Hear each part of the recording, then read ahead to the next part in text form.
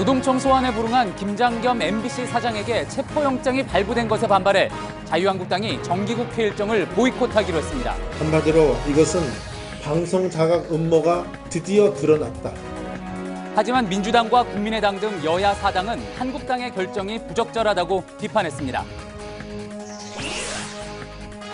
문재인 대통령과 트럼프 미국 대통령이 어젯밤 전화통화에서 한미 미사일 지침을 개정하기로 합의했습니다. 사거리 한도는 그대로 두되 실을 수 있는 탄도 무게를 늘리는 등 우리가 원하는 수준으로 바꾸기로 했습니다. 국정원 댓글 수사가 속도를 내고 있습니다. 검찰이 어제 추가로 수사 의뢰된 18명의 민간인 댓글팀장에 대해 출국을 금지하고 계좌 추적에 나섰습니다. 오늘 오후 천안 논산 고속도로 정안휴게소 부근에서 버스와 승용차가 잇따라 부딪히는 등 곳곳에서 연쇄 추돌 사고가 발생해 3명이 숨졌습니다. 휴일 나들이객이 몰린 고속도로는 사고 여파로 한동안 극심한 정체를 빚었습니다.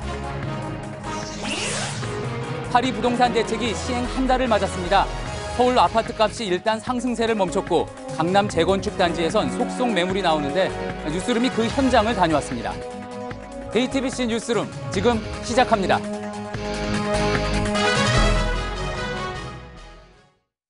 에너지를 쓰던 자동차가 수소로 에너지를 만드는 시대로 현대자동차. MBC에 대한 노동부의 부당 노동행위 조사 문제가 정치권으로 확대되고 있습니다. 네, 자유한국당은 김장겸 사장에게 체포영장이 발부된 것에 반발해 정기국회 보이콧을 선언했습니다. 언론 탄압이라는 게 한국당의 입장인데 민주당은 국정농단 세력다운 결정이라고 비난했고 다른 야3당도 한국당의 결정에 부정적인 입장을 밝혔습니다. 먼저 윤영탁 기자의 보도입니다. 홍준표 한국당 대표는 언론노조가 강성 귀족노조의 대표라고 주장했습니다. 공영방송이 아닌 이른바 노영방송으로 만들어 정권의 나팔수로 삼는 게 사건의 본질이라는 겁니다. 정기국회에서 나라 전체가 좌편형 노조의 나라로 가는 것은, 강성 귀족 노조의 나라로 가는 것은 우리가 막아야 한다. 오늘 오후 긴급 의원총회를 열고 MBC가 정상화될 때까지 정기국회 일정 보이콧을 선언했습니다. 언론 파괴에 대해서 모든 의원들이 공분을 했습니다. 자유민주주의를 파괴하는 행동이다 하는데 같이 공감을 하고. 청와대와 대검찰청, 고용노동부와 방통위 등을 항의 방문하고 인사청문회도 불참할 방침입니다. 4일로 예정됐던 김희수 헌법재판소장 후보자 임명 동의안 처리도 또다시 미뤄지게 됐습니다. 민주당은 국회를 마비시키는 것은 범죄자를 비호하는 꼴이라고 강하게 비판했습니다. 방송 파괴 음모를 온몸으로 막겠다는데 과거 집권 여당 때 박근혜 정권의 국정농단은 왜 막지 못했습니까? 김 사장에 대해 체포영장을 청구한 건 노동부의 조사에 특별한 사유 없이 응하지 않았기 때문이고 법원이 필요하다고 판단해서 영장을 발부한 것을 두고 언론 탄압이라는 건 억지 주장이란 입장입니다. 국민의당과 바른정당 등 야3당도 정당성이 없다며 한국당의 보이콧 결정을 비난하고 철회를 요구했습니다. JTBC 윤영탁입니다. 김장겸 MBC 사장에 대한 체포영장은 어제 발부됐지만 아직 집행은 되지 않고 있습니다. MBC 노조는 김 사장의 조건 없는 사퇴를 요구하면서 그러지 않을 경우 예정대로 총파업을 진행하겠다고 밝혔습니다. 김태영 기자입니다. 체포영장 발부 이틀째인 오늘도 김장겸 MBC 사장에 대한 체포영장은 집행되지 않았습니다. 오늘 혹시 출석하시나요? 그 체포영장 집행은 아니더라도 소환 통보는 하셨어요? 체포영장은 오는 8일까지 유효하지만 실제로 체포영장을 집행할진 미지수입니다. 대신 김 사장이 자진 출석하도록 다시 한번 소환 시기를 조율할 것으로 보입니다. 한 차례 더 소환을 통보한 뒤 김 사장이 정당한 사유 없이 또다시 출석하지 않으면 그때 집행될 가능성도 있습니다. 노동부는 MBC 경영진의 부당 노동 행위가 일부 확인됐기 때문에 현재 최고 책임자인 김 사장을 상대로 조사가 반드시 필요하다는 입장입니다. 김 사장은 어제 방송의 날 행사 이후 행방이 묘연해졌습니다. 여의도 자택이나 상암동 회사가 아닌 제3의 장소에 머무는 것으로 전해진 가운데 노동부 조사에 대비하고 있다는 관측도 나옵니다. 월요일부터 총파업에 돌입하는 MBC 노조는 김 사장이 조건 없이 사퇴한 뒤 전직 사장 신분으로 조사에 임하라고 촉구했습니다. JTBC 김태형입니다. 그동안 한국은 미사일을 만들어도 최대 사거리와 또 실을 수 있는 탄두 무게에 제한이 있었습니다. 바로 한미 미사일 지침 때문인데 어젯밤 문재인 대통령과 트럼프 미국 대통령이 전화 통화를 하고 이 지침을 우리가 원하는 수준으로 바꾸기로 했습니다. 이렇게 탄두 중량을 늘리면 북한의 지하 벙커까지 직접 타격할 수 있는 미사일을 개발할 수 있게 됩니다. 먼저 이윤석 기자의 리포트 보시고 이번 합의의 군사적인 의미를 유선희 기자가 차례로 전해드립니다. 우리 군의 현무급 탄도 미사일입니다. 최대 사거리 800km, 탄두 중량 500kg으로 제한돼 있습니다. 탄두 중량 제한으로 북한의 지하 벙커 시설을 직접 타격하기엔 파괴력이 떨어진다는 지적이 제기돼 왔습니다. 문재인 대통령과 도널드 트럼프 미국 대통령은 한미 미사일 지침을 개정하겠다는 원칙에 합의했습니다. 어젯밤 전화 통화에서입니다. 이에 따라 다음 달 서울에서 열리는 한미 안보협의회에서 구체적인 논의가 이루어질 전망입니다. 탄두 중량을 1톤까지 늘리는 방안이 유력합니다. 미사일의 파괴력이 커지면 유사시 북한군 지휘부에 대한 효과적인 공격이 가능해집니다. 두 정상은 제재와 압박으로 북한의 도발을 억제해야 한다면서도 북한이 대화의 장으로 나와 북핵 문제를 평화적으로 해결하는 게 가장 중요하다는 인식도 재확인했습니다. JTBC 이윤석입니다. 지난달 국방과학연구소가 공개한 우리 군의 신형 탄도 미사일입니다. 아직 전력화 전인데도 연달아 발사된 4발이 모두 표적에 정확히 명중합니다. 폭발력도 상당해서 지하 시설에도 큰 타격을 주는 것처럼 보입니다. 하지만 갱도나 지하 1, 2층 깊이에만 타격을 줄 수 있을 뿐 지하 10m 이상 깊이에 있는 북한의 지하 벙커를 파괴하기엔 역부족입니다. 우리 군이 보유한 탄도미사일 가운데 사거리가 가장 긴 바로 이 현무-2C 탄도미사일의 경우도 비슷한 평가를 받아왔습니다. 탄두 중량이 이렇게 500kg 이하로 묶여있기 때문에 북한의 깊고 견고한 지하 벙커 시설까지 타격하기엔 파괴력이 부족하다는 겁니다. 하지만 한미 미사일 지침 개정을 통해서 탄두 중량이 1톤으로 늘어난다면 얘기는 달라집니다. 폭발력이 크게 증가해서 지하 10m 이상까지 파괴가 가능하고 북한의 지하 벙커도 직접 타격할 수 있습니다. 사거리 800km의 현무-2C 탄도미사일의 중량 1톤의 탄두가 장착이 되면 북한 전역에 7,000개 이상 구축된 것으로 알려진 지하 벙커는 물론 후방 어딘가에 있을 북한군 지휘부에도 큰 위협이 됩니다.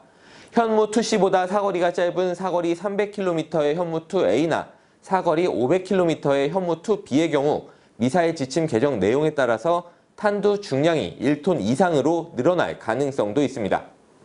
전문가들은 탄두 중량 제한 완화 조치가 북한의 도발 의지를 억제할 현실적인 방안이 될 것으로 평가했습니다. 또 유사시 북한군 지휘부를 직접 겨냥해 타격하겠다는 우리의 3축제계 중 하나인 대량 응징보복, 즉 KMPR 체계의 구축에도 상당한 도움이 될 것으로 분석했습니다. JTBC 유선입니다. 송영무 국방부 장관이 제임스 매티스 미 국방부 장관과의 회담을 마치고 오늘 오후 귀국했습니다. 송 장관은 북핵 대비 문제와 전자권 전환, 미사일 지침 개정 등에 대해 폭넓게 논의했다고 밝혔습니다. 하지만 전술 핵 재배치 문제가 논의됐다는 보도는 사실과 다르다고 말했습니다. 전술 핵 재배치 문제는 논의한 적이 없습니다. 국방장관으로서 한국의 핵 정책에는 유관성이 있다는 것을 다시 한번 확인해드리고. 유엔 안보리 결의에 따라 중국은 지난달 15일부터 북한의 석탄, 철광석 등의 수출을 전면 금지하고 있죠. 보름 정도가 지났는데 지금 북중 접경 지역의 모습은 어떨까요? JTBC가 금수 조치 직후 이 지역의 모습을 담은 영상을 단독으로 입수했습니다. 안희근 기자의 보도입니다. 중국 훈춘과 북한 나선 지역을 잇는 취해너 세관입니다. 세관을 드나드는 차량은 다소 줄었지만 여전히 차량과 트럭이 오가고 있습니다. 운전자 신원을 확인하는 세관 직원의 모습도 분주하고 사진을 찍는 관광객 모습도 여전합니다. 이번 제재 조치로 가장 큰 타격을 입은 건 중국의 수산물 수입상입니다. 수산물은 제재가 발표된 직후 가격이 25% 급등하고 지난달 20일쯤엔 재고마저 바닥난 것으로 전해졌습니다. 이번엔 북한 남양역 모습입니다. 짐을 가득 실은 트럭이 북한 쪽으로 넘어갑니다. 멀리 남양역을 오가는 북한 화물열차 모습도 보입니다. 지난해 두만강 주변에 대규모 수해 이후 주택을 상당수 새로 지었는데 남양역 주변에도 저층 아파트가 새로 들어섰습니다. 북한 당국이 지어준 것으로 보이는데 자세히 보면 페인트 칠도 덜 됐고 마감 작업이 부실해 보입니다. 신의주 관문인 중국 단둥 세관 모습입니다. 예전 같으면 짐을 가득 실은 차량들이 오가는 모습이 분주했는데 오늘 찍은 주차장 사진엔 차량이 거의 보이지 않습니다. 무산과 청진 등의 도시들에 상당한 심각한 타격이 예상이 되지만은 북중 간에 비공식 무역이 재개가 되고 또 다양한 우회 경로가 개척이 될 가능성이 높습니다. 물동량은 다소 줄었지만 제재 효과가 계속될지 아니면 비공식 무역으로 대체될지는 좀 더 지켜볼 필요가 있다는 분석입니다. JTBC 안의근입니다.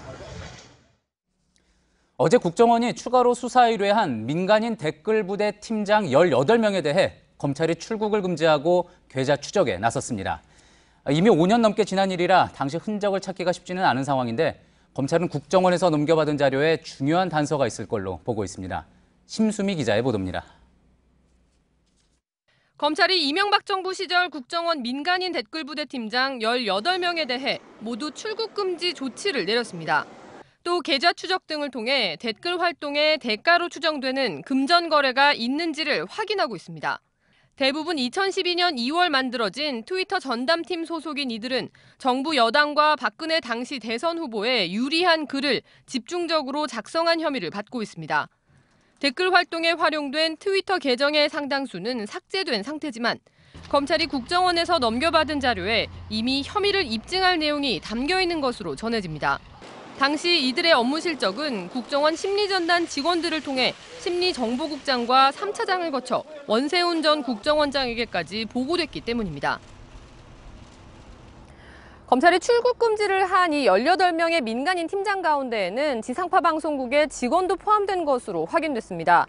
지역 MBC의 중견급 직원인데요. 현직에 있으면서 국정원 댓글 활동에 가담을 한 겁니다. 주요 언론사 직원이 국정원의 국내 정치 개입 활동에 관여한 정황이 드러난 건 이번이 처음입니다. 예, 이제 언론사 직원까지 이제 나왔는데요. 심수미 기자, 먼저 수사 의뢰된 30명 팀장들도 면면을 보면 이제 주로 보수단체나 친이단체, 친박단체의 간부, 그리고 또 이제 국정원 퇴직자 이러지 않았습니까? 생각보다 이 민간인 댓글 부대의 구성이 참 다양한 것 같습니다. 네, 이 18명의 구성을 보면요. 국정원이 이제 실적 부진이나 또 비밀 누설을 문제로 삼아서 기존 팀장들을 교체하면서 새로 투입한 사람들입니다. 18대 대선을 앞두고 선관위나 야당의 감시를 피해서 더욱 은밀하고 또 광범위하게 댓글 활동을 벌이기 위해 국정원이 보다 다양한 직업군의 사람들까지 접촉했던 걸로 추정이 됩니다. 검찰은 오늘도 먼저 수사 의뢰됐던 30명 중 일부를 소환 조사했는데요. 주말 사이 기초적인 자료 분석을 마치는 대로 다음 주부터는 18명도 순차적으로 불러 조사할 방침입니다. 네, 지금까지 검찰청에 나가 있는 심수미 기자였습니다. 수고했습니다. 네, 나들이 객이 많았던 오늘 추돌 사고가 잇따랐습니다. 천안 논산고속도로에선 버스와 승용차 등 무려 8대가 부딪혔습니다. 2명이 숨지고 9명이 다쳤습니다. 조택수 기자입니다. 고속도로 한복판에 소방차와 구급차가 보입니다. 주변에 버스와 승용차 등이 서 있습니다. 승용차 뒷부분은 형체를 알아볼 수 없을 정도로 부셔졌습니다. 오늘 오후 3시 55분쯤 충남 천안시 정안면 천안 논산 고속도로 하행선 265km 지점 정안휴게소 인근에서 버스 한 대와 승용차 7대가 잇따라 부딪혔습니다. 고속도로를 달리던 버스가 앞서가던 SUV 차량을 들이받으면서 사고가 시작됐습니다. 이 사고로 버스에 들이받친 SUV 차량 운전자 48살 이모 씨와 함께 타고 있던 39살 여성 엄모 씨 등 2명이 숨졌습니다.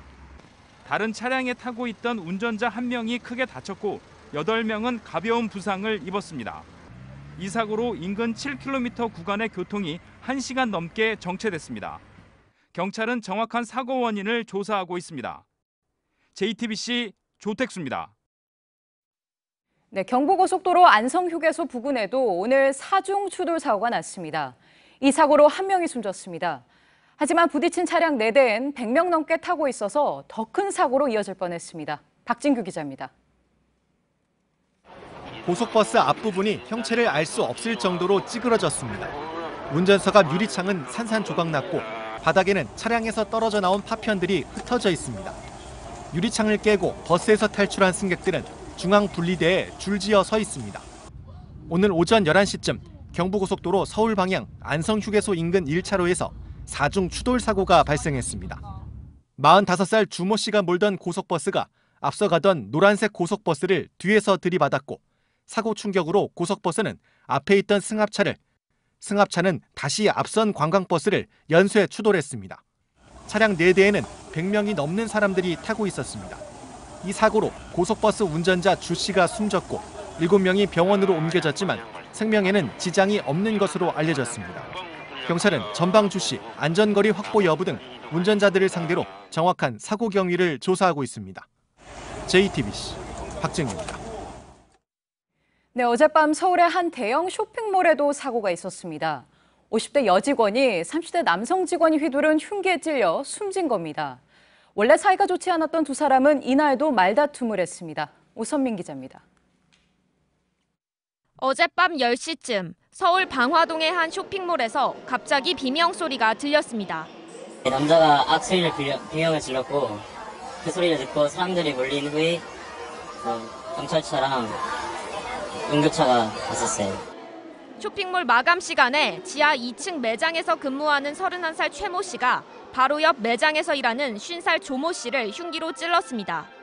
범행 직후 최 씨는 자신을 제압하려는 시민들을 피해 1층으로 달아났다가 약 11m 아래인 지하 1층으로 뛰어내렸습니다. 흉기에 찔린 조 씨는 곧장 병원으로 옮겨졌지만 사망했고 치료 중인 최 씨는 현재 의식을 회복하지 못한 것으로 알려졌습니다. 평소 사이가 좋지 않았던 두 직원은 사건 당일에도 말다툼을 벌인 것으로 조사됐습니다. 최근에는 여자에 대해 남자가 안 좋은 소리를 한다고 하는 그런 이야기를 여자가 듣고 이렇게 다툼이 있었던 것 같기도 합니다. 경찰은 살인 혐의로 최 씨를 입건하고 최 씨가 의식을 회복하는 대로 자세한 경위를 조사할 예정입니다. JTBC 오선민입니다. 네, 2달 전 5살 아이가 맥도날드 햄버거를 먹고 큰 문제가 됐었죠. 이번엔 전북 전주에서 초등학생들이 같은 햄버거를 먹고 집단 장염에 걸렸다는 주장이 나왔습니다.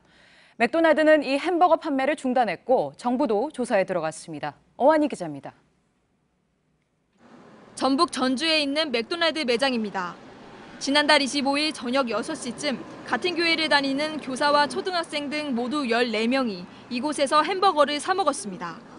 그런데 이 중 초등학생 7명과 교사 1명 등 8명이 복통과 설사, 고열 증세를 보였고 병원에서 장염 진단을 받았습니다. 이들 대부분은 불고기 버거를 먹었습니다. 맥도날드는 불고기 버거의 판매를 중단했고 식약처도 조사를 하고 있습니다. 선제적인 차원에서 저희가 잠정적으로 판매 중단을 한 거고요. 저희도 조사 결과는 좀 지켜보고 있는 그런 상황입니다. 지난 7월에도 5살 여자 어린이가 같은 버거를 먹고 신장 등이 망가지는 용혈성 요독증후군에 걸렸다고 주장하며 맥도날드 한국지사를 검찰에 고소한 바 있습니다. 이후 한국소비자원조사에서 맥도날드 불고기 버거에서 기준치의 3배가 넘는 식중독균이 검출되기도 했습니다. 정부와 맥도날드 모두 관리 감독을 철저하게 하겠다고 밝혔지만 유사한 사례가 또 나오면서 소비자들의 불안도 커지고 있습니다. JTBC 어환입니다.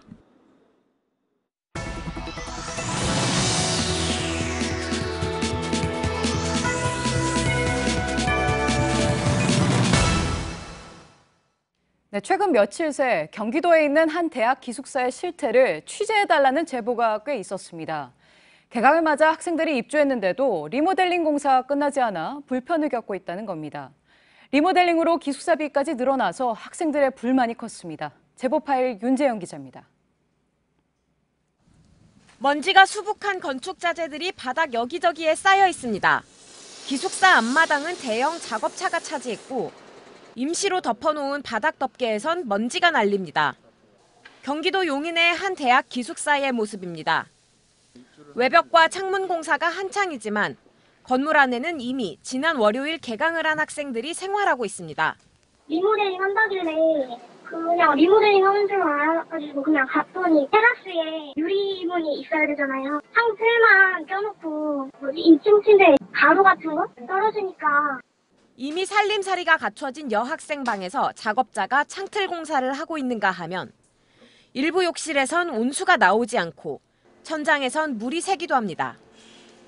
여학생이 샤워하는 소리를 작업자가 물이 새는 것으로 착각해 아찔한 상황이 벌어지기도 했습니다. 그 여학생이 샤워를 하려고 들어갔대요. 아저씨께서 문을 열려고 하셨을 때 아저씨 저기요를 해서 되게 집에서 편하게 생활하시잖아요. 잘 있는 학생들이 되게 불안함을 많이 느끼긴 해요. 그래서 이번 리모델링 공사로 인해 학교 기숙사비는 한 학기에 많게는 16만 원가량 인상됐습니다. 학교 측은 내일까지 공사를 마치겠다는 입장입니다. 굉장히 비가 많이 왔었습니다. 샤워 공사를 못하겠다 그러더라고요.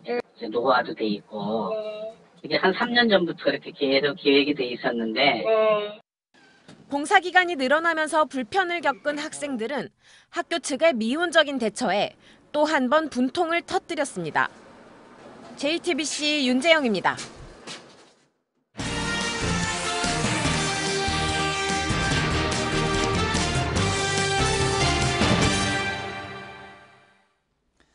파리 부동산 대책이 시행 한 달을 맞았습니다. 급한 불은 일단 껐다는 평가지만 장기적인 집값 안정을 위해서는 아직 갈 길이 멀다는 지적도 나옵니다.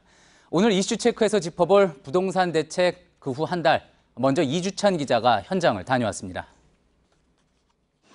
정부의 부동산 대책 발표 이후 서울 강남의 대표적 재건축 단지인 음마아파트는 거래가 뚝 끊겼습니다. 부동산 중개업소에는 1억에서 2억 원씩 가격을 낮춘 급매물까지 나오고 있지만 정작 사겠다며 찾아오는 사람이 없습니다. 지난 한 달 사이 거래된 아파트는 단 한 채뿐입니다. 거래는 안 되고 있고요. 잘 떨어도 한 10% 이상 떨어진 금액이 지금 거래는 되고 있고. 매수를 했던 분들 물어보면은 9월에 다시 나오면은 좀 보고 나서 더 빠질 수도 있으니까 그때 결정하겠다. 비단 이 아파트뿐만이 아닙니다. 강남권 아파트 거래량은 부동산 대책 발표 이후 전달의 10분의 1 수준으로 급감했습니다. 강남과 함께 투기 지역으로 묶인 강북에서도 거래가 끊기긴 마찬가지입니다. 서울 노원구 등 강북권 일대에선 거래량이 7월에 비해 뚝 떨어졌습니다.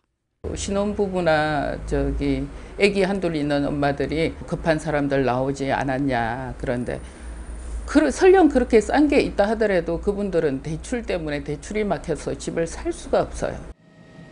거래량이 떨어지면서 서울 아파트 가격 상승률도 꺾였습니다. 대책 발표 이후 한 달 동안 전체 0.17% 오르는 데 그쳤습니다. 강남권 역시 오름세가 크게 둔화되는 등 안정세를 보이고 있습니다. 다만 인기 지역을 중심으로 분양시장은 여전히 북적입니다. 정부의 추가 대책 압박에 고분양가 행진이 주춤해지며 시세 차익을 기대하는 이들이 늘면서입니다. 이달 서초구에서 분양하는 신반포 센트럴자이는 3.3제곱미터당 분양가가 당초 전망보다 400만 원가량 낮아졌습니다. JTBC 이주찬입니다. 네, 과열된 부동산 시장에 세게 한 방을 먹였다. 이번 파리 부동산 대책에 대한 평가죠. 전문가들은 이렇게 평가하는데 지표상으로도 일단 급한 불길은 잡은 모습입니다. 업계에 따르면 이번 주 서울 아파트값 상승률은 0.02%, 5주 연속 이렇게 낮은 수준을 유지하고 있습니다. 파리 대책 바로 직전에 0.57%까지 올랐던 것에 비하면 아주 큰 변화죠. 그동안 집값 끌어올리는 데 앞장섰던 강남구, 또 재건축 붐을 타고 계속 오름세였던 강동구나 용산구 집값이 오히려 하락세로 바뀌면서 전체 집값 상승이 멈춘 겁니다. 자, 그래서 정부가 이 초반 기선 제압에는 성공했다 이런 평가도 나오는데요. 하지만 한쪽을 누르면은 다른 쪽이 부풀어 오르는 풍선 효과, 그리고 일단 움츠러들었다가 나중에 더 크게 튀어오르는 스프링 효과를 걱정하는 시각도 여전히 많습니다. 집을 사려던 사람들이 일단 전세로 머물면서 상황을 좀 더 지켜보자 하면은 전세 가격이 풍선처럼 부풀어 올 수 있는 거고요. 지금은 억지로 눌러놓은 수요가 몇 년 사이를 두고 스프링처럼 튀어오를 수도 있다는 겁니다. 실제 참여정부 당시 12구 대책, 831 대책 등을 전후해서 잠시 푹 가라앉았던 상승세가 이후 급등세로 바뀌었던 그런 기억 때문에 그런 겁니다. 자, 이런 부작용을 막으려면 정부가 시장에 추가적인 신호를 줘야 한다는 지적이 나오는데 정부는 지금 어떤 대책을 마련하고 있는지 이어서 전다빈 기자가 전합니다. 정부는 파리 대책에서 예고했던 여러 가지 보완책 마련에 힘을 쏟고 있습니다. 우선 민간 택지에도 분양가 상한제를 쉽게 적용할 수 있도록 하는 방안이 논의되고 있습니다. 민간 아파트에도 적정 분양 가격을 산정해 그 이상으로 가격을 올리지 못하도록 제한하는 조치인데 기존 법령으로는 적용이 까다로워 적극 활용하지 못한다는 지적을 받아왔습니다. 정부는 관련 시행령을 고치는 한편 주택거래 상승률, 거래량, 그리고 청약 경쟁률 등을 따져 늦어도 10월 말까지 대상 지역을 지정할 것으로 알려졌습니다. 주택 채권 입찰제를 다시 도입하는 방안도 유력하게 거론되고 있습니다. 아파트 분양가와 주변 주택의 시세를 비교해 격차가 클 경우 분양받는 사람이 의무적으로 채권을 사도록 해 시세 차익을 환수하는 제도입니다. 다만 조세 저항 등이 우려되는 보유세 인상안에 대해선 여전히 신중한 입장입니다. 이와는 별도로 정부는 좀 더 꼼꼼히 대출 상환 능력을 따지는 가계부채 종합대책과 주거복지 로드맵도 곧 내놓기로 했습니다. 주거복지 로드맵엔 구체적인 임대주택 공급 방안과 더불어 전월세 인상률을 연 5% 이하로 제한하는 등의 세입자 보호책도 담길 것으로 보입니다. JTBC 전다빈입니다. 네, 가을이 성큼 다가왔죠. 오늘은 전국이 화창한 전형적인 초가을 날씨였습니다. 일교차가 큰 날씨는 다음 주에도 이어지겠습니다. 윤정식 기자입니다. 자전거를 타고 달리는 사람들 사이로 코스모스가 하늘거립니다. 도심 속 원두막에 앉은 가족들이나 산책을 즐기는 연인들 모두 높은 가을 하늘을 즐깁니다. 세계 각국의 전통 의상을 입은 행렬이 서울광장을 수놓습니다. 북적이는 행사장 속 아이나 어른 할 것 없이 모두 신이 납니다.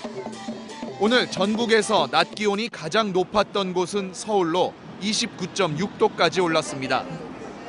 하지만 10도 이상 떨어지는 일교차와 한낮에도 시원하게 분 바람 덕에 더위를 느끼는 사람은 많지 않았습니다. 교외로 이어지는 고속도로는 나들이 인파로 북적였습니다. 동해상에 위치한 고기압의 영향으로 전국이 대체로 맑고 일교차가 10도 이상 나는 날씨가 내일과 다음 주 내내 계속됩니다. 특히 맑은 날씨에 전국적으로 자외선 지수가 높게 올라 야외 활동을 할 때는 주의해야 합니다. 다만 다음 주 화요일은 남부지방, 수요일은 전국에 비가 온다고 기상청은 예보했습니다. JTBC 윤정식입니다. 네, 꽃게잡이가 한창인 충남 서해안이 시끄럽습니다. 어업 방식을 두고 어민들이 갈등을 빚고 있는 겁니다. 해수부까지 이랬다 저랬다 해서 갈등을 부추긴다는 지적입니다. 정영재 기자입니다. 바다 한가운데 하얀 부표가 길게 늘어서 있습니다. 긴 파이프를 그물 사이마다 연결한 뒤 바닷속에 펼쳐 꽃게를 잡는 일명 닷자망 어업입니다. 최근 본격 꽃게잡이가 시작됐지만 소형 선박을 몰며 꽃게를 잡는 어민들은 닷자망 때문에 불만이 많습니다. 꽃게가 해성인데 그걸 다 가로막고 다 잡아먹기 때문에 이 안으로 안 들어오기 때문에 여행량이 계속 해가 갈수록 급감하고 있습니다. 닷자망은 현재 경기도와 인천, 전남 해역에서는 공식 허용된 방식입니다. 해양수산부는 4년 전 충남 태안에서도 가능하다는 유권 해석을 냈다가 소형 선박 어민들의 항의가 거세지자 최근에는 불법이라고 입장을 바꿨습니다. 이번엔 닷자망을 보유한 어민들이 불만을 터뜨립니다. 유예 기간도 줄 수 있고 그 의견도 좀 반영해 줄 수 있는 무슨 그 자리가 마련됐어야 되는데 그런 것이 하나도 없이 일방적으로 그냥 통보만 하는. 또 다른 곳은 허용되는데 태안만 금지하는 차별이라는 주장도 나옵니다. 이 때문에 불법으로 규정하고도 단속할 엄두도 내지 못하고 있습니다. 해수부가 이랬다 저랬다 하는 사이 어민 간 갈등만 커지고 있습니다. JTBC 정영재입니다. 네, 급제동이나 급가속하지 않고 제속도로 운전하면 가장 좋겠죠. 연비를 아끼고 환경도 지킬 수 있는 친환경 운전은 어쩌면 가장 어려운 것일지도 모르겠습니다. 친환경 운전왕을 뽑는 대회가 올해로 10회째 열렸습니다. 유한울 기자가 다녀왔습니다. 자, 출발하시죠. 출발 신호에 맞춰 차량이 한 대씩 출발합니다. 제한 속도가 시속 100km인 도로에서도 속도를 높이지 않습니다. 경제 속도인 시속 60에서 80km로 달리기 위해 아예 비상등을 켜고 다른 차량이 피해갈 수 있도록 하기도 합니다. 오늘은 누가 빨리 도착하느냐가 아닌 연료를 얼마나 적게 사용하느냐를 겨루는 경주이기 때문입니다. 배출가스를 줄여서 대기 오염을 막자 이런 취지이기 때문에 저희도 일단 그 취지에 맞게 친환경 운전을 하기 위해서 좀 노력을 했습니다. 서울 상암 월드컵공원에서 강변북로와 인천국제공항 고속도로를 타고 인천까지 갔다 돌아오는 경로인데 차량에 부착된 측정 장치를 통해 주행 중 연비와 참가자의 운전 습관이 모두 기록됩니다. 급하게 속도를 높이거나 줄이지 않는 게 중요합니다. 급가속, 그다음에 급출발, 급정지는 급감속은 안 하면서 운전을 했고요. 그다음에 경제 속도를 지켜가면서 운전을 했습니다. 경제협력개발기구 OECD에 따르면 이러한 친환경 운전을 통해 연비를 8% 정도 높이고 온실가스 배출량은 10% 줄일 수 있습니다. JTBC 유원울입니다. 네, 경남 거제에는 매미성으로 불리는 해안 성벽이 있습니다. 14년 전 태풍 매미로 폐허가 된 농지의 주인이 하나하나 쌓아 올렸습니다. 관광객들도 많이 찾고 있습니다. 구석찬 기자입니다. 푸른 바다 옆으로 이국적인 모습의 성벽이 보입니다. 막루에 오르면 멀리 거가대교부터 바로 앞 이수도까지 한눈에 들어옵니다.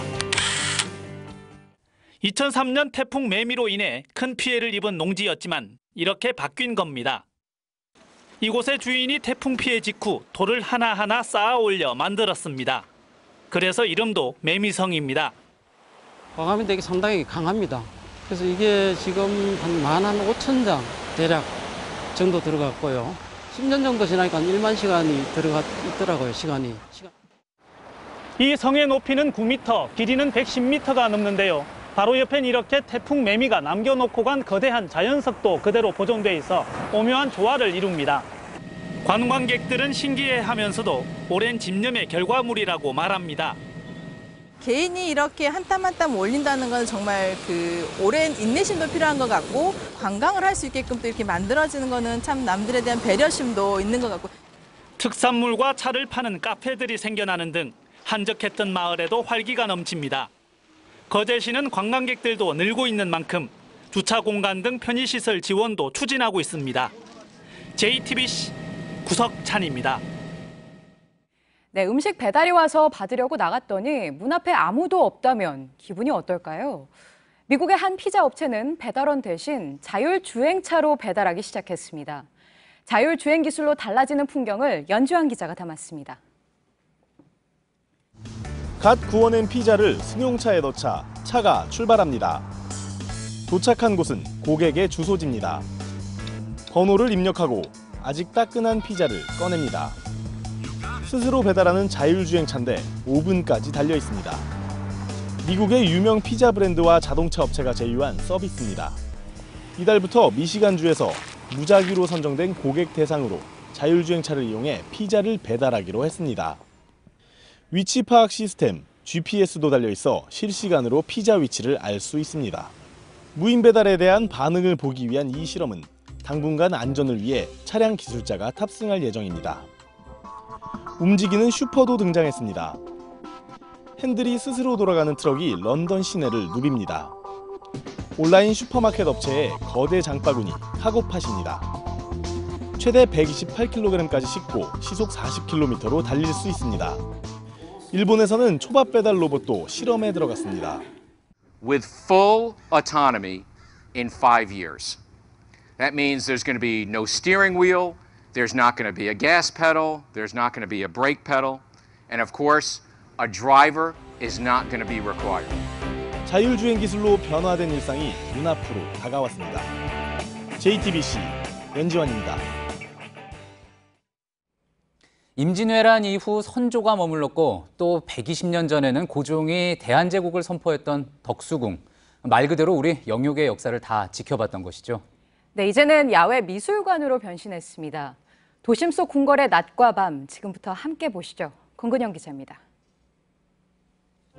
고종 황제의 서재였던 덕수궁 덕홍전. 빛나는 책들과 책거리 그림이 이 전각의 주인이 꿈꿨을 이상을 보여줍니다. 2층짜리 전각인 서거당에는 서울역으로 들어오는 증기기관차 같은 산업화의 요소들이 오밀조밀 숨어있고 고종의 침소이자 승하한 장소인 함령전에는 세계사의 경랑 속 고종의 갈등을 그린 미디어 아트가 설치됐습니다. 중화전 옆 행각에선 100여 년 전 이 땅에서 살았던 사람들의 모습을 보여줍니다. 덕수궁 내에서 주변을 바라볼 때 높은 건물들에서 보여지는 불빛과 소리들로 인해서 이 고도의 번영과 대비되는 쓸쓸함을 경험할 수 있어서 해가 지면 궁궐이 깨어납니다. 덕수궁은 임진왜란 직후 선조가 머물며 왕궁이 됐고 120년 전 고종이 대한제국을 선포하며 영욕의 역사를 함께했습니다. 덕수궁이 올가을 야외미술관이 돼 오후 9시까지 문을 엽니다. 9명의 현대미술가가 빛과 소리 위주의 작품을 통해 고궁의 낮과 밤을 색다르게 보여주며 역사적 상상력을 자극합니다. JTBC 권근영입니다. 예, 러시아 월드컵 최종 예선의 마지막 경기 이제 사흘 앞두고 있죠. 네. 우리 축구 대표팀이 오늘 우즈베키스탄에 입국했습니다. 대표팀은 곧바로 현지 적응 훈련에 들어갑니다. 타슈켄트에서 강신우 기자입니다. 축구 대표팀은 오늘 새벽 우즈베키스탄 수도 타슈켄트 국제공항에 도착했습니다. 간신히 조 2위를 유지하고 있는 우리가 월드컵 본선행을 자력으로 확정짓기 위해선 우즈벡을 반드시 잡아야 하는 상황. 피곤할 새가 없습니다. 한국 축구는 우즈벡 원정에서 1승 2무를 기록 중입니다. 가장 최근에 열린 2012년 브라질 월드컵 최종 예선에선 먼저 한 골을 내준 뒤 간신히 비겼습니다. 이번 원정에선 골이 절실한 만큼 수비보다 공격의 무게를 둘 가능성이 큽니다. 손흥민과 구자철의 역할이 중요한 이유입니다. 두 선수는 우즈벡과의 최근 3경기 5골 중 4골을 합작할 만큼 우즈벡 킬러로 통합니다. 구자철은 지난해 11월 홈에서 열린 월드컵 최종 예선 우즈벡전에서 결승골을 넣으며 2대1 승리에 기여했습니다. 20년 만에 우즈벡 원정 승리에 도전하는 대표팀은 오늘 밤 부뇨드코르 스타디움 보조경기장에서 컨디션 조절에 나섭니다. 이곳이 우리 대표팀의 월드컵 본선 9회 연속 진출을 위한 약속의 땅이 될 수 있을지 결전의 날이 사흘 앞으로 다가왔습니다. 타슈켄트에서 JTBC 강신우입니다. 도핑 징계를 받은 테니스 스타 마리아 샤라포바가 3년 만에 복귀해 US 오픈 16강에 올랐습니다. 바로 여자 테니스에 다시 흥행을 가져온 듯하죠. 네, 샤라포바는 이제 US 오픈 우승도 노립니다. 인기만큼이나 특혜 시비도 있습니다. 전영희 기자입니다. 강서브를 날린 샤라포바가 힘을 빼고 살짝 공을 넘깁니다. 캐닌을 코트 앞뒤로 크게 뒤흔든 샤라포바는 키를 훌쩍 넘는 마지막 샷으로 점수를 따냈습니다. 멋진 장면이 펼쳐지자 관중들은 자리에서 일어나 뜨거운 박수를 보냈습니다. 샤라포바는 특유의 고함 소리와 함께 코트를 지배했습니다. 8개의 서브 에이스로 상대를 힘에서 압도했고 구석을 찌르는 스트로크와 강약을 조절하는 노련함도 빛났습니다. 캐닌을 2대0으로 제압한 샤라포바는 2014년 이후 3년 만에 US 오픈 16강에 올랐습니다. 금지 약물 복용으로 15개월 자격정지 징계를 받은 샤라포바는 4월 복귀 이후 여자 테니스의 흥행을 주도하고 있습니다. US 오픈 조직위원회는 세계 146위인 샤라포바가 본선에 직행하도록 배려했고 샤라포바의 1, 2, 3회전 경기를 모두 메인 코트에 배정했습니다. 일부 선수들은 이것이 특혜라고 주장하지만 샤라포바에 대한 팬들의 관심은 더 커지고 있습니다.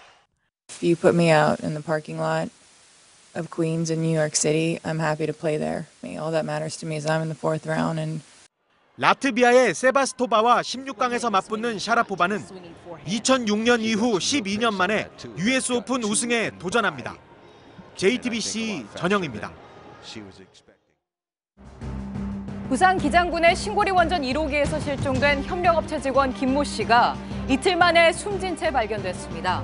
고리 원자력 본부는 김 씨가 빠진 맨홀과 연결된 배수구에서 3m 떨어진 곳에서 오늘 오전 11시 50분쯤 김 씨를 발견했습니다. 이태원 살인 사건의 살인범으로 지목돼 징역 20년이 확정된 존 패터슨이 현장에 함께 있었지만 처벌을 피한 에드워드 리를 위증과 협박 혐의로 검찰에 고소했습니다. 패터슨 측은 리가 재판에서 한국어를 못한다고 거짓말하고 현장 검증에선 패터슨을 협박했다고 밝혔습니다. 서울의 첫 무인 경전철인 우이 신설선이 오늘 새벽 5시 30분 북한산 우이역에서 출발하는 첫 차를 시작으로 정식 개통했습니다. 13개 역을 지나는 우이 신설선은 서울 강북구 우이동과 동대문구 신설동을 잇게 되며 요금은 일반 지하철과 같습니다. 미국 LA 동부 내륙에서 발생한 산불 2개가 강한 바람을 타고 빠르게 번지고 있습니다. 산불은 여의도 면적의 3배인 2,000에이커를 태웠고 한인 거주 지역인 라크라 센터 바로 옆까지 확산하고 있습니다. 네, 전기요금을 제때 못 내서 공급이 중단됐을 때 전기를 다시 이용하려면 한전에 보증금을 내야 합니다. 그런데 보증기간이 지났는데도 여러 이유로 돌려주지 않은 보증금이 수백억 원에 이릅니다. 고석승 기자의 단독 보도입니다. 한전은 내부 공급 약관을 근거로 보증금 제도를 운영하고 있습니다. 임시전력을 사용하는 경우나 요금 미납으로 전기가 끊긴 적이 있는 가구 등이 대상입니다.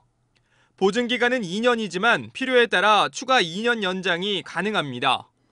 전기를 이용하기 위해 보증금을 내야 하는 일반 가구는 대부분 저소득층입니다. 그런데 한전이 보증금 납부를 요구하는 경우는 해마다 큰 폭으로 늘고 있습니다. 2007년 3만여 건 165억 원에서 10년간 2배 넘게 늘었습니다. 문제는 보증기간이 지났는데도 돌려주지 않고 있는 보증금이 300억이 넘는다는 점입니다. 이 중 아예 미환급 사유조차 제대로 없는 경우가 8천여 건 70억 원입니다. 한전 측은 고객 찾기 운동 등 보증금 환불을 적극적으로 시행하고 있다면서 돌려주지 못한 보증금도 별도의 보증금 계정으로 관리하고 있다고 밝혔습니다.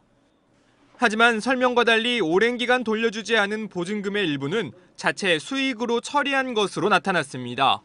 잡수익으로 잡는다는 것은 공기업으로서 상식에 맞지 않는 처사입니다. 적극적으로 반환하기 위한 노력들이 지금 현재까지는 전혀 보이지 않기 때문에 보증금 반환을 강제하거나 보증금 납부 가구를 최소화하는 식의 제도 보완이 필요하다는 지적이 나옵니다. JTBC 고석승입니다. 박근혜 정부 당시 이른바 블랙리스트에 올라 활동을 멈췄던 문화예술단체들이 이제 다시 속속 제자리로 돌아오고 있습니다. 네, 이 리스트에 올랐던 한 장애인 연극단체도 다음 주에 공연을 엽니다. 마지막 커튼을 내린 지 무려 650일 만입니다. 김필중 기자입니다. 시각장애인 배우 김혜영 씨는 손끝으로 대사를 외웁니다. 그냥 지나가는 꿈, 내가 잡을 수 없는 꿈이겠지 했었어요. 외소증을 앓고 있는 배우 신강수 씨는 연극 속에선 키가 큰 저승사자 역을 맡았습니다. 다른 사람이 바라봤을 때는 키 작은 사람의 난쟁이라는 장애인이라는 시선으로 바라보지만 하나의 이제 배우로 보고 이제 와주는 거죠. 이들은 지난 한 해 동안 연습을 거의 하지 못했습니다. 이른바 문화계 블랙리스트에 올라 정부 지원 대상에서 제외됐기 때문입니다. 겨우 15건? 딱 15건이더라고요. 세월호 뭐 이런 얘기 것들을 리트윗한 게 딱 15건이더라고요. 많이 울었어요. 혼자. 단원들은 공연은커녕 생계 유지도 막막했습니다. 다 같이 사발면 먹고 우리가 우리 사비 걷어서 뭐 이렇게. 작년에 이제 지원이 안 돼서 이제 알바로 한 8개월 정도 일을 했었죠. 하지만 지난 3월 10일 문체부 측으로부터 지원을 다시 받게 됐다는 연락을 받았습니다. 헌법재판소가 박근혜 전 대통령 탄핵 결정을 내린 지 7시간여 만이었습니다. 제가 쓴 기획서가 잘못돼서 탈락이 됐다면 이번에도 안 되는 게 맞는 건데 똑같이 넣었거든요. 날짜만 바꿔서. 재미있는 아이러니하죠. 그래서 마지막 공연으로부터 650일 만에 비로소 새 공연을 준비하고 있습니다. 좀 보면 해서 아무 사고 없는 기쁨과 슬픔 나눠졌으면 좋겠고. JTBC 김필주입니다. 좋은 공연을 해서 기쁨과 슬픔을 함께 나눴으면 좋겠다. 마지막 말이 참 와닿습니다. 예, 우리 문화예술계가 눈치 보지 않고 계속해서 좋은 공연만 할 수 있는 그런 환경이 됐으면 합니다. 오늘 저희가 준비한 소식은 여기까지입니다. 시청해주신 여러분 고맙습니다.